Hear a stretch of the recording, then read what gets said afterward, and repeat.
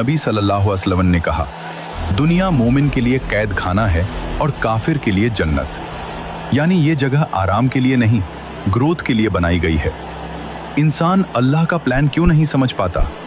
Psychology कहती है, दिमाग अननोन को नेगेटिव समझता है, दर्द को मीनिंगलेस समझता है, मुश्किल को पनिशमेंट समझता है।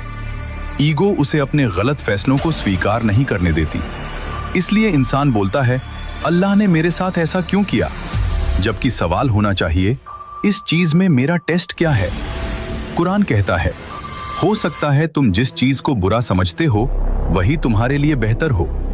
फिलोसोफर्स कहते हैं, man chooses, God decides. Quran यही कहता है, तुम कोई प्लान नहीं बना सकते जब तक अल्लाह न चाहे।